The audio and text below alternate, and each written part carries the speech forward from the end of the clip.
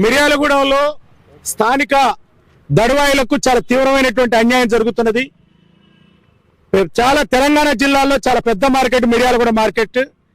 అందులోకి ఏమాత్రం కూడా ధాన్యం పోకుండా ఈ సుమారుగా 100కు పైగా ఉన్నటువంటి పార్బాయిల్డ్ రైస్ మిల్లర్లతో ఇక్కడ ఉన్నటువంటి జిల్లా యంత్రాంగం కుమ్మక్కై వాళ్ళు సిండికేట్ అయి మొత్తం ధరలు తగ్గించేసి నేరుగా మిల్లుల్లోకే ధాన్యాన్ని రప్పించుకొని అక్కడనే క్రయ విక్రయాలు నిర్వహిస్తున్నటువంటి పరిస్థితి ఉన్నది. దీనివల్ల స్థానికంగా మిర్యాలగూడెంలో ఉండేటటువంటి మార్కెట్లో ఉండేటటువంటి హమాలీలకు, నా వెనక నిలబడేటువంటి దడవాయిలకు ఏ రకమైనటువంటి పని లేకుండా పోయింది. సుమారు 150 మంది దడవాయిలు ఉంటారు. వాళ్ళందరూ కూడా మీరు పని కల్పించాలి, మార్కెట్లోకి ధాన్యం రావాలి. సిండికేట్ అయ్యి సన్న ధాన్యాలన్నింటినీ కూడా మిల్లుల్లోకి రప్పించుకునేటటువంటి ఇల్లీగల్ చట్టవిరుద్ధమైనటువంటి కార్యకలాపాలకు పాల్పడుతున్నారు.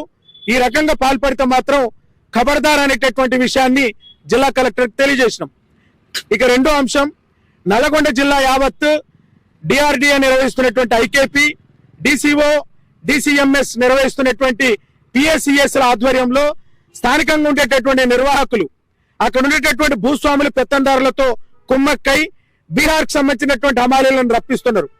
గత 15 సంవత్సరాలుగా ఐకేపీ పిఎస్సిఎస్ ధాన్య కొనుగోలు కేంద్రాలను స్థానికంగా ఉండేటటువంటి హమాలీలు నిర్వహిస్తున్నారు. వాళ్ళని కాదని వాళ్ళ నోళ్లలో మట్టి కొట్టి ఈ బీహార్ హమాలీలను తీసుకొచ్చి వాళ్ళకి ఆహారం పేరిట, నివాసం పేరిట రైతులు ఇచ్చేటటువంటి క్వింటా ధాన్యంలో 45 రూపాయల్లో 25 జేబులు పోసుకొని 20 రూపాయలు మాత్రమే బీహారీలకు ఇస్తున్నారు. చాలా తీవ్రమైనటువంటి అవినీతి ఇది. జిల్లా అధికారుల అండదండలు కూడా ఉన్నాయని స్థానిక అధికారులు చెప్తున్నారు. అందుకని జిల్లా కలెక్టర్ ఇలా త్రిపాఠి గారికి మేము ప్రత్యేకంగా కోరుతున్నాం, మీరు ఈ పిఎస్సిఎస్ ఐకేపీ కేంద్రాల్లో జరిగేటటువంటి తీవ్రమైనటువంటి అవినీతిని మీరు కంట్రోల్ చేయాలి. గత ఐకేపీ పిఎస్సిఎస్ ధాన్య కేంద్రాలన్నీ కూడా స్థానిక హమాలీల మీదనే ఆధారపడి ఉన్నాయి. వాళ్ళందరినీ కూడా బట్టి కొట్టి దూరంగా నెట్టడం కరెక్ట్ కాదు. స్థానిక హమాలీలకు పనులు కల్పించాలి. వాళ్ళు కాదు కూడదు అన్నప్పుడు నువ్వు ఎక్కడి నుంచి తీసుకొచ్చుకుంటావు అనేది వేరే విషయం. అది కూడా మీరే ప్రత్యేకంగా తీసుకొచ్చి వాళ్ళకి 20 రూపాయలు ఇచ్చి మీరు జేబుల్లో 25 రూపాయలు వేసుకోవడం అనేది సరైనది కాదు. దీని మీద విచారణ జరిపి సరైనటువంటి చర్యలు తీసుకోవాల్సిందిగా డిమాండ్ చేస్తూ జిల్లా కలెక్టర్ గారిని కోరడం జరిగింది.